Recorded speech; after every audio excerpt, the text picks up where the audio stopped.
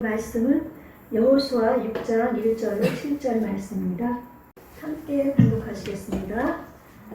이스라엘 자손들로 말미암아 여리고는 굳게 닫혔고 출입하는 자가 없더라.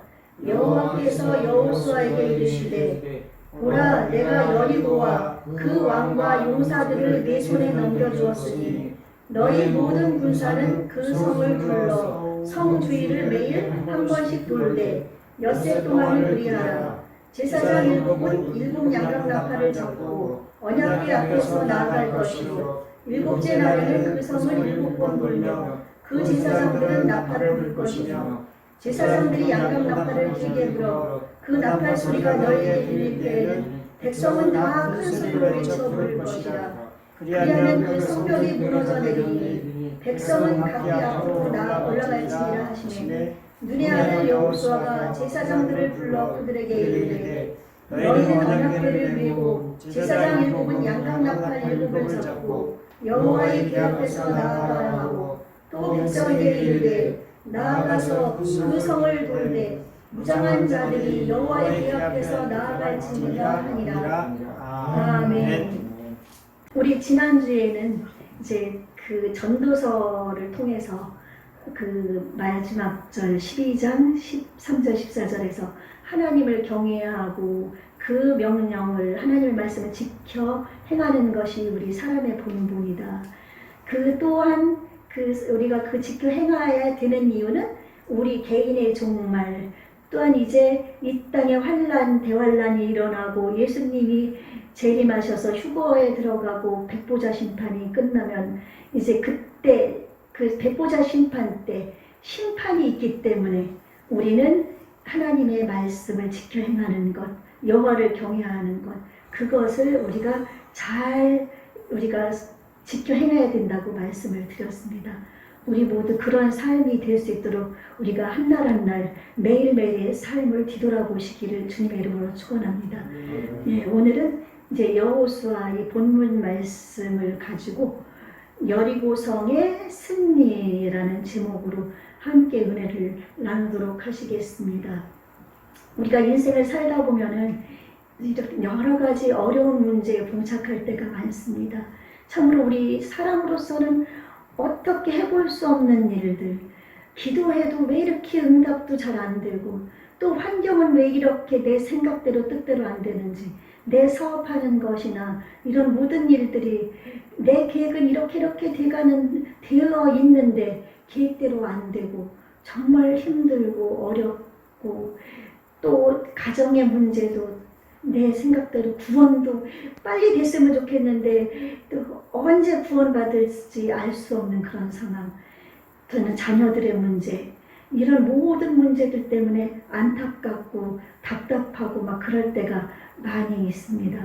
그리고 하나님의 뜻대로 살아보려고 하는데 왜 이렇게 세상의 환경과 그 주어지는 그 보여지는 것 때문에 내 마음이 흔들리고 자꾸만 넘어지는지, 그렇죠?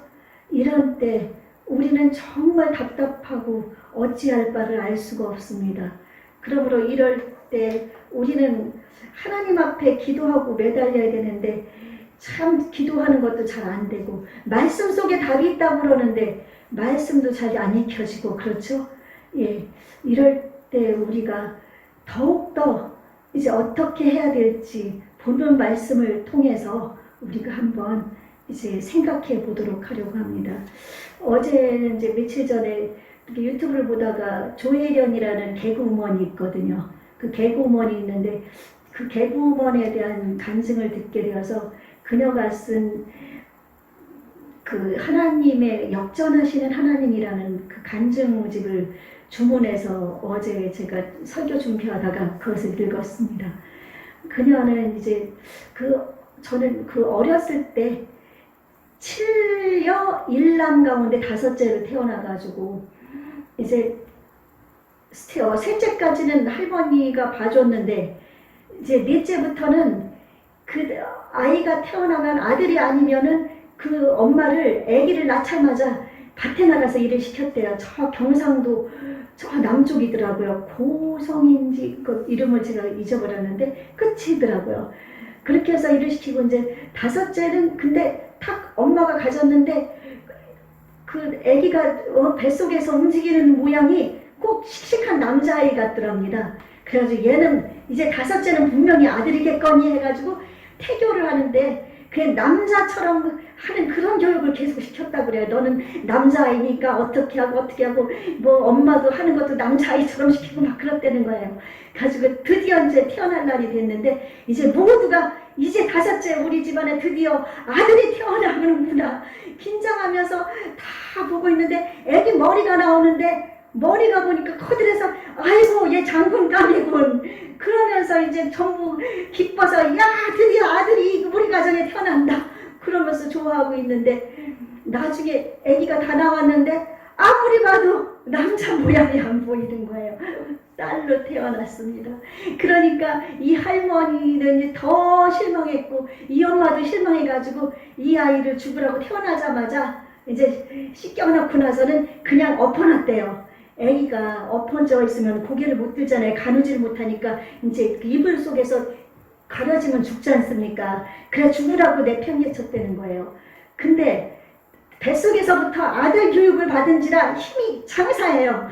그 아기가 그 고개를 가려가지고 3cm 고개를 돌려가지고 그래가지고 숨을 쉬면서 살았답니다.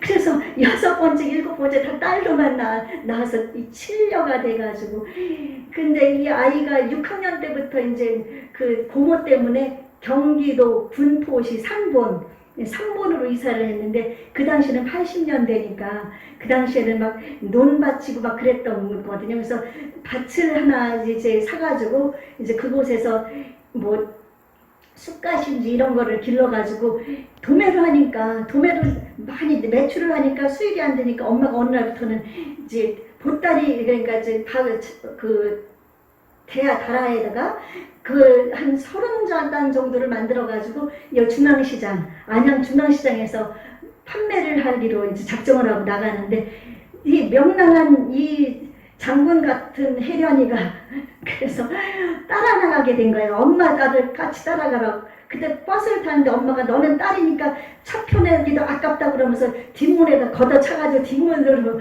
타고서 이제 중앙시장에서 근데 엄마가 평상시는 그렇게 씩씩하게 혼도 내고 소리를 지르던 양반이 장사를 하는데 사이서 소리를 못하더래요. 쑥갓 사쇼 사람들이 들리시다는 게 그러니까 이러다가 하루 종일 한 단도 못 팔게 생겨서 이 혜련이가 가서 쑥갓 사세요 싱싱합니다. 밭에서 금방 나온 겁니다. 이게 칼륨도 뭐 많고 영양가도 많습니다 하면서 막 외치면서 팔고 그랬답니다. 그렇게 해가지고 그러니까 고생을 많이 했어요. 그래가지고 이제 돈은 아무래도 밭에서 장사를 하니까 돈은 좀 있었는데 그리고 이 8번째로 아들이 태어났습니다. 그러니까 이 아들한테 얼마나 잘해주는지 아들은 아빠랑 겸상하면서 고기 반찬에 쌀밥에 그렇게 먹이는데 이 딸들은 엄마랑 함께 다른 상에서 그냥 채소, 야채 막 이런 거 꽁보리밥에 이런 거만 먹고 그렇게 하고 그랬던 거예요. 그래서 니네는 고등학교만 보낼 테니까 대학은 갈 생각도 하지 말아라 딸들은. 근데 이 혜련이가 이제 공대를 가가지고 자기는 이제 딸 중에 반란을 일으켜서 자기가 대학을 가기로 결심을 해가지고 공대를 가려고 했는데 워낙 이 타고난 재주가 학교에서도 말 한마디 하면은 애들이 그렇게 깔깔거리고 못 들어요. 근데 예수님을 믿는 세 친구가 공대 가려고 원서를 쓰고 하는데 얘한테 따라와서 야 혜련아 너는 우리가 보니까 남을 너무 잘 이기니까 공대 가지 말고 너는 연기를 해라고 그래가지고 한양대 연극영화과를 가게 된 거예요. 근데 거기서 연기를 하는데 연기보다 교수님이 보니까 너무 잘 웃기니까 너는 개그를 해라 그래서 개그 쪽 파트로 가게 돼가지고 몇 번을 이제 떨어지다가 나중에 이제 개그우먼이 돼가지고 그렇게 하면서 이제 그의 삶이 시작됐는데 뭐 하여튼 열심히 살았던 거예요. 그러면서 이제 일본에 진출하려고 일본까지 갔는데 이 사람이 또 아주 의지력이 강해요. 의지력이 강해서 일본어 갔다가 일본어를 6개월 만에 터득해가지고 대화까지 할 정도로 나가서 7년 만에 돌아왔는데 그 연예인들 중에서 이성미, 또 김원희, 또 김용만, 뭐 김용만도 나중에 구원을 받았지만은 이 많은 연예인들이 조혜련이를 구원하기 위해서 막 기도를 막 했던 거예요. 이 집안에 아무도 안 믿었는데 그렇게 어려운 가운데서 나중에 일본을 매일같이 왔다 갔다 하다 보니까 2012년도 아들 딸 낳고 이혼하는 일도 생기고 막 이제 너무너무 이제 삶이 힘든 거예요. 자살하고 싶은 마음도 생기고 그 일본까지 왔다 갔다 하니까 딸 애들은 제대로 안 되고 엄마 나랑 같이 있어줘 했는데도 자기의 승리를 자기의 성공을 해서 왔다 갔다 막 그러다 보니까 이제 완전히 삶이 피폐해졌을 때 이제 이성미가 구원을 하려고 그러다가 이제 기도만 7년을 했대요. 그리고 연예인들도 기도를 같이 하고 근데 가장 가까운 곳에 살았던 이성미랑 가장 친했었던 걸 봐요. 보고 싶어서 이성미가 캐나다로 이민 갔는데 거기까지 따라갔다 오고 막 그랬거든요. 그랬다고 그러더라고요. 그러다가 이제 그렇게 환난 가운데 있었다가 중국어 공부를 하고 싶어서 또 중국에 왔다가 유학도 가고 그러다 거기서 두 번째 남편을 만났는데 그 가정이 예수 믿는 집안이었던 거예요. 근데 그 남편이 이렇게 일본 불교를 믿었는데 일본 불교가 남묘호란 개교, 남묘호란 개교 아시죠? 그거는 일본의 불교가 들어갔는데 어느 대기업의 회장이 그것을 자기네 불교식으로 바꿔가지고 뭐 그 회장의 그 생일이나 이런 데 되면은 온 세계에서 그 회사에 가가지고 줄라랩에 서서 선물 들고 그 회장 얼굴 보려고 난리도 아니래요. 그러니까 교주를 그렇게 떠받들어 섬기는 거예요. 그리고 한 가지 남녀오랑 이거 남녀오령 경우만 줄창하게 막 2시간, 3시간 외우는 그런 데거든요. 그러면 집중하다가 뭐 이루어지겠죠. 그러는 신을 그런 거를 믿다가 그것도 소용없으니까 이것도 믿어보고 저것도 믿어보다가 이제 거절까지 하다가 근데 한날은 이제 남편이 2살이 아래인데 남편이 2살 아래지만 반말하는 게 고가워 보여가지고 고가워 보여서 나한테 존칭을 써주면 안 되겠냐고 그랬더니 남편이 그러면 한 가지 부탁을 들어주면 내가 존칭을 써주겠다고 그래서 얘기하라고 뭐냐고 들어주겠다고 그럼 나랑 딱 한 번만 교회를 같이 가자고 그러더래요. 그래? 교회 한 번 가고 평생 동안 남편한테 존칭 받으면은 그것도 괜찮은 거네? 내가 이익이네? 그 생각이 들어가지고 그럼 그러라고. 그래가지고 이제 존칭을 하기 시작하는 걸 보다가 어느 날 존칭을 계속 하다 보니까 어색한 거예요. 여보 이러셨어? 요 존칭하는 게 들으니까 너무 어색해서 여보 그러지 말고 이제 반말해 그랬더니 반말? 그럼 말을 반말하게 되면 그럼 교회 가기로 한 약속은 그때까지 이제 존칭하는 걸 봐가지고 이제 가려고 했던 거예요. 그래서 어떻게 그랬더니 이게 좀 남의 간증을 너무 제 간증처럼 해서 죄송합니다. 그랬더니 그래도 약속한 거니까 그러면 한번 교회를 가지 뭐.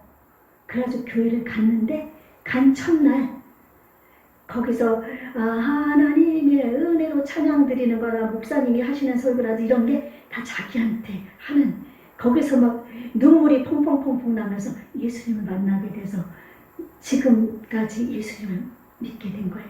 그러니까 이 환난과 역경 속에서 그 조혜련이는 그 교회 한 번 간 게 계기가 돼가지고 그는 예수님을 믿게 되고 성경을 얼마나 많이 읽었는지 이건 이따가 읽어야 되는데 지금 미리 합니다. 성경을 이제 알리는 그런 사명으로 지금 하나님의 일을 하고 있습니다. 개공원인데 찬양집도 내고 그래서 이렇게 그 개공원 그 조혜련의 것을 보면서 우리가 하나님을 의지하고 신뢰하는 것이 얼마나 소중한가 이것이 정말 이 사람의 인생을 바꿀 수 있구나. 근데 이 여리고성의 그 천원병 같은 여리고성을 우리는 한번 생각해 봐야 됩니다. 이 여호수아는 어떤 사람인가 하면은 모세의 수종자였습니다. 40년 동안 모세의 뒤를 따라다니면서 모세를 떠받들어서 섬기면서 모세의 지도력을 거기에서 배우면서 모세가 행하는 하나님의 놀라운 기적을 보면서 그는 이제 살았던 사람입니다.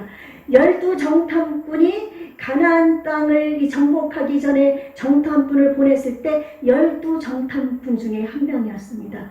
그때 10명의 정탐꾼은 그 땅 가나안 땅에는 아낙 자손들이 있어 엄청 거인들도 있고 막 그 땅은 너무 무서워서 우리가 정복할 수 없는 땅이라고 얘기를 했을 때 이 여호수아와 유다 지파의 갈렙 두 청년만은 그것을 보고 와서 아니다. 저들은 우리의 밥이다. 하나님이 함께하면 우리는 그곳에 들어갈 수 있다라고 하나님의 마음을 기쁘게 했던 사람들. 그래서 그 10명의 정탐꾼과 그 1세대 그 출애굽을 했던 모든 백성들은 40년 동안 광야에서 다 죽게 되고, 예, 그 2세들만 남게 됩니다. 그리고 이제 하나님이 이 여호수아의 그 여호수아가 따랐던 모세도 정말 온유하기가 이 세상에서 정말 아주 그 온유하기를 따라올 자가 없을 정도로 그런 온유한 사람이었는데 그도 지쳐서 이스라엘 백성이 물이 없다고 막 원망하고 무리바불에서 원망하고 막 하나님을 원망하는 것, 모세를 원망하는 하나님을 원망하는 거거든요. 그때 하나님께서는 말로 반석에게 물을 나오라고 외쳐라. 하나님께서 명령하셨는데 이 아론과 이 모세가 그 이스라엘 백성들이 하나님에게 대한 원망, 자기에 대한 원망에 너무나 지쳐가지고 화가 났습니다. 그래서 한 번 화를 낸 겁니다. 하나님이 말로 물을 내라고 명했는데 반석을 두 번 치면서 너희 반석이여 물을 내라. 너희들이 내가 반석에서 물을 내려 하면서 반석을 두 번 쳤을 때 그래도 하나님은 물을 주셔서 그 백성들이 먹게 만들었지만은 그들은 모세와 아론은 결국은 하나님께서 그 죄로 인해 가나안 땅에 들어가지 못하는 벌을 주셨습니다.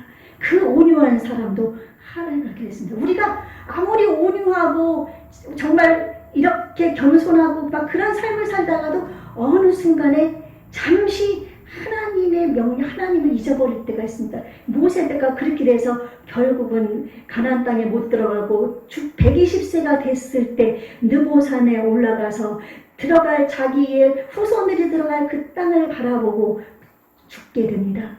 그리고 여호수아서로 넘어와서 여호수아 1장에 보면은 하나님이 내 종 모세가 죽었으니 이제 너는 이 모든 백성과 더불어 일어나 이 요단을 건너 내가 그들 곧 이스라엘 자손에게 주는 그 땅으로 가라.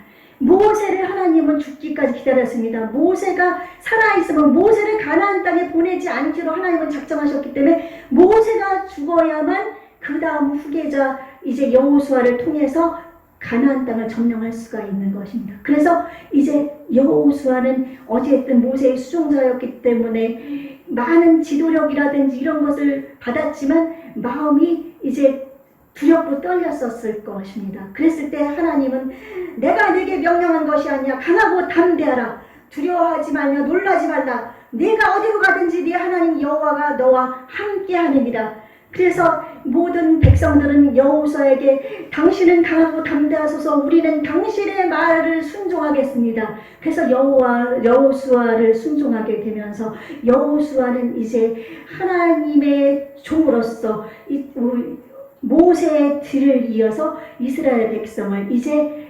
요단강은 평상시에는 말라서 그냥 시냇물처럼 물이 거의 말라 있는 상태지만 이때 건널 때는 우기거든요. 비가 많이 오는 때가 돼가지고 막 물이 막 콸콸콸콸 넘쳐서 잘못하면 떠내려갈 정도로 물이 많은 지경이 된 것입니다. 흑해라고 염해라고 하는 그 사해바다 그 끝자락에 그 지류거든요. 그래서 그때 비가 오는 상태여서 물이 펄펄 넘치니까 건너기 어려울 때 하나님은 그 제사장들을 먼저 세우고 하나님의 언약궤 그 아론의 쌍난 지팡이와 그 하나님이 주신 십계명이 들어있는 그 법궤를 제사장들로 하여금 지게 하고 먼저 그 요단강을 발을 딛게 합니다. 그 요단강은 막 물살이 너무 세기 때문에 사람들이 감히 거기 발을 디딜 수 없는 상황이지만 그들이 하나님 앞에 거룩하게 자신의 몸을 정결하게 하고 하나님 앞에 깨끗하게 성결한 몸과 마음을 가지고 제사장이 하나님의 법궤를 지고 발을 딱 디뎠을 때 그 요단강이 한 곳으로 모여서 마른 땅이 돼서 그들은 건너가게 됩니다. 그래서 그들은 이제 길갈이라는 그 땅까지 이르게 됐는데 그곳에서 하나님은 또 할례를 하게 명령합니다. 제2세대는 나오면서 1세대는 할례를 행하지만 할례를 못했기 때문에 할례는 남성의 그 표피를 베내는 거거든요. 그것이 이제 전사님도 얘기를 하셨지만 이제 하나님께서 그 후손을 통해서 하나님의 우리 아들인 예수 그리스도를 이 땅에 사람으로 보내실 때, 인자로 보내실 때 건강한 후손에서 우리 예수 그리스도를 보내기 위해서 그 할례를 하나님과의 언약으로 했다고 얘기를 하셨거든요. 그래서 할례를 해서 주위에는 이제 가나안 땅에 들어가서 가나안 7족속이 막 헷족속, 브리스 족속, 뭐 아모스 족속 주위에서 막 있는데 할례를 행하면 남자들 건강한 그 아이들이랑 할례를 행하면 남자들 할례를 행하면은 며칠 동안 꼼짝을 못 하거든요. 근데 믿음으로 그걸 행한 겁니다. 그리고 나서 이제 그 할례를 행했을 때 아무도 그들을 넘보지 못했습니다. 하나님 함께 하시기 때문에. 그리고 그 마주 보이는 여리고성이 첫 번째 성인데 여리고성은 그 성 꼭대기에 집을 짓고 살 정도로 아주 튼튼한 철벽과 같은 그런 성이다. 집을 짓고 살 정도면 성 넓이도 얼마나 넓겠습니까? 그렇죠? 그 튼튼한 그런 성이기 때문에 인간으로서는 넘어뜨릴 수 없는 그런 성이었던 겁니다. 근데 하나님께서는 이들에게 오늘 본문 말씀을 주십니다. 여호수아를 통해서 6장 말씀 나오죠. 오늘 본문 말씀에 보면은 여호수아에게 이르시되 보라 내가 여리고와 그 왕과 용사들을 내 손에 넘겨주었으니 하나님이 넘겨주었으니 이미 끝난 게임입니다. 아멘? 하나님이 이미 넘겨주었기 때문에 끝난 게임입니다. 너희 모든 군사는 그 성을 둘러 성주의를 매일 한 번씩 돌되 엿새 동안을 그리하라.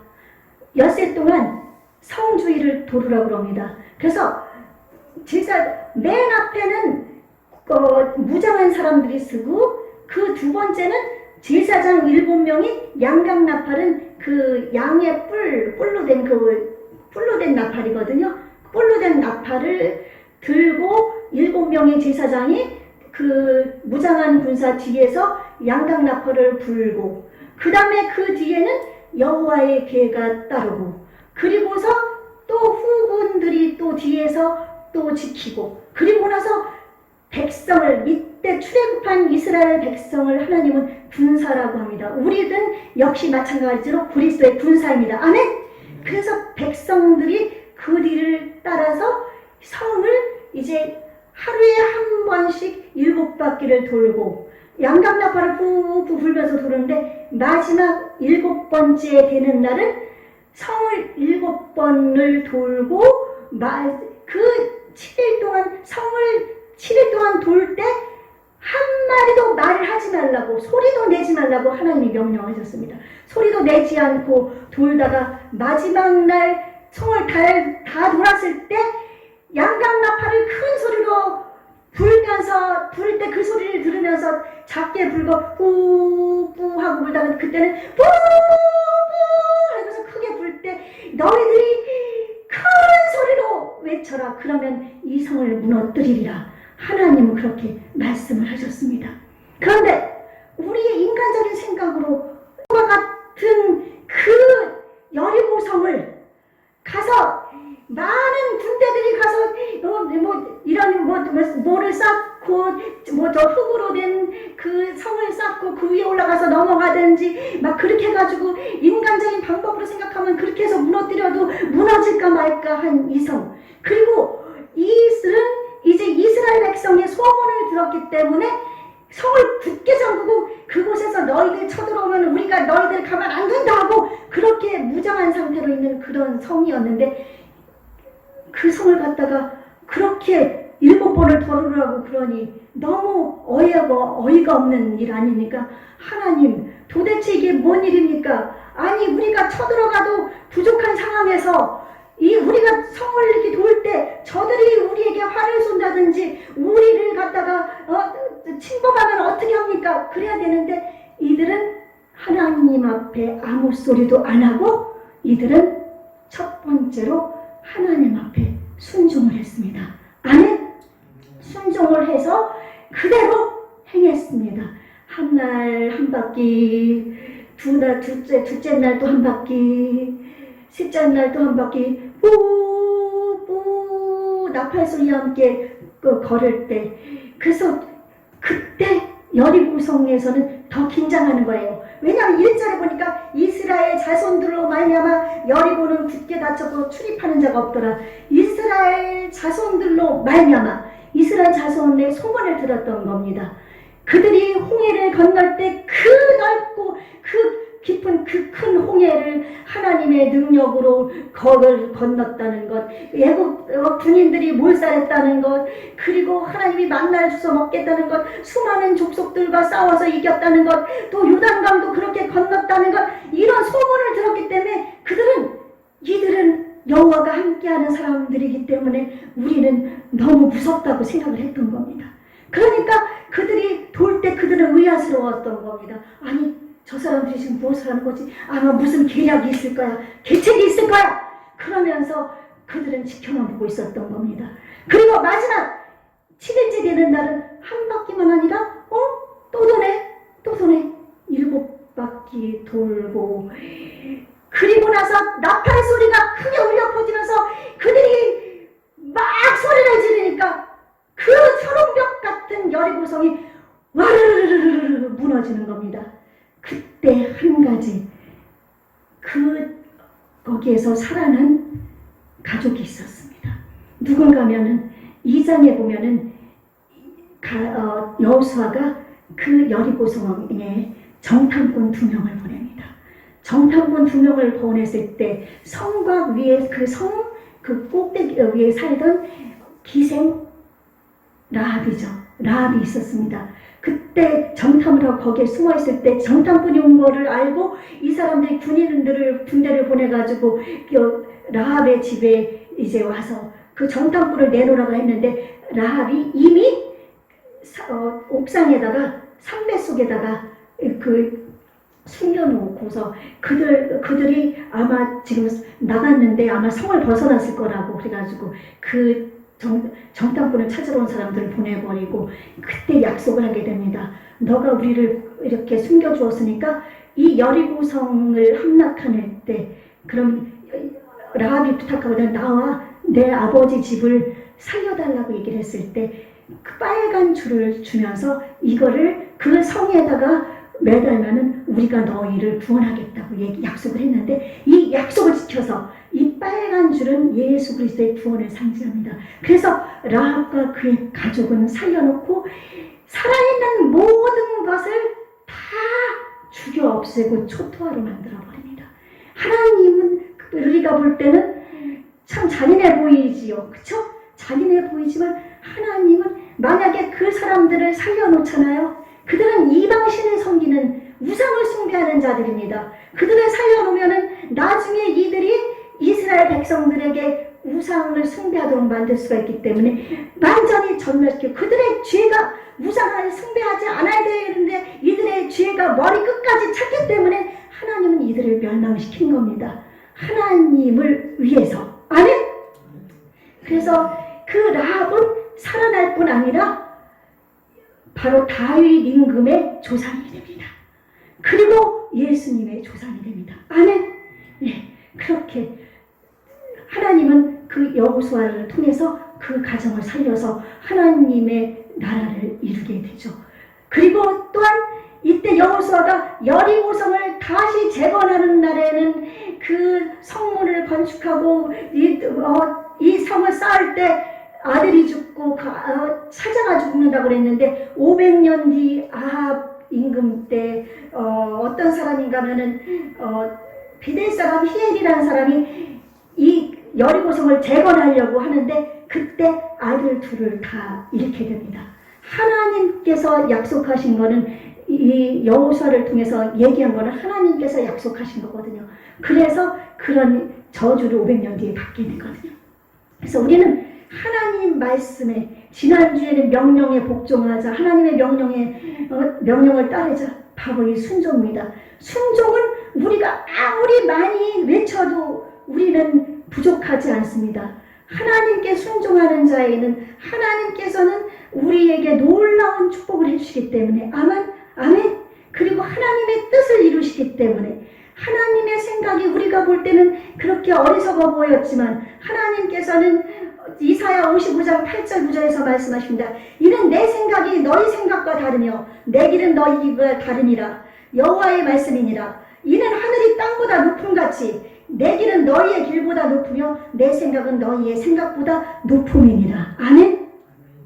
높습니다. 하나님의 생각은 우리의 생각보다 높고 하나님의 길은 우리 길보다 높기 때문에, 그렇기 때문에 이렇게 여리고성이 무너지는 기적을 하나님은 행하셨던 겁니다. 이것이 순종했을 때 가능합니다. 만약 순종하지 않았으면 되겠습니까? 안 되죠. 그리고 이들이 아무 소리도 내지 말라고 했을 때, 만약 성을 돌면서 막 얘기 저 얘기하다 보면 불평도 나왔을 거고 불만도 나왔을 거고 시끄럽게 떠들다 보면은 하나님을 집중해야 되는데 하나님을 집중하지 못했을 겁니다. 그렇죠? 그러나 입을 다물고 그 성을 돌면서 하나님이 지키신 명령만 생각하고 하나님의 그 뜻을 생각하면서 이렇게 나아갔을 때 하나님을 온전히 바라봤 줄로 분명히 믿습니다. 두 번째, 하나님을 신뢰한 것입니다. 아멘?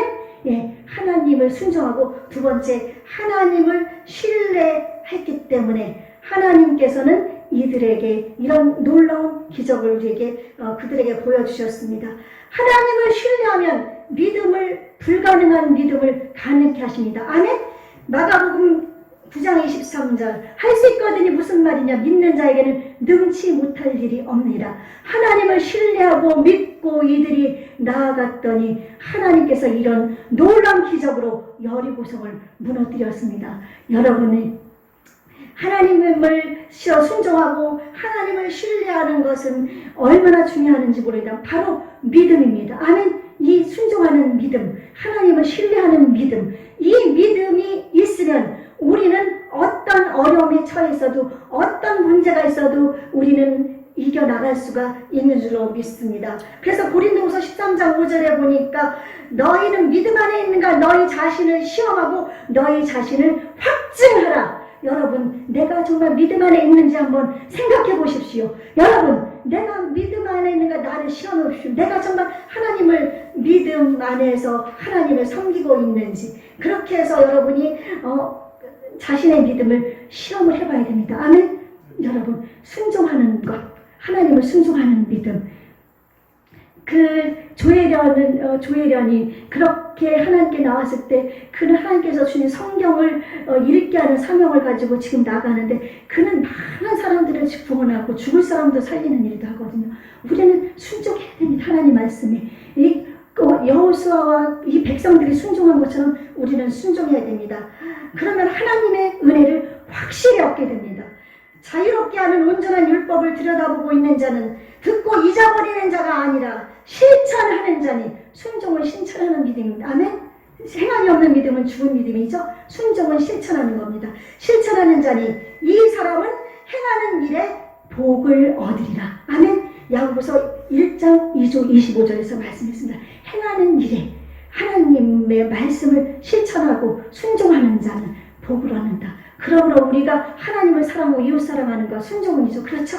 그것을 순종하고 복음을 전하는 것 순종하는 것, 또 하나님의 말씀에 따라서 이 성경의 말씀대로 행하는 모든 것, 실천에 옮기는 것, 그런 삶을 사시고, 여러분은 이제 하나님의 그 삶 속에서 하나님을 절대 의심하지 마십시오. 하나님이 살아계신 것을 믿으십시오. 아멘.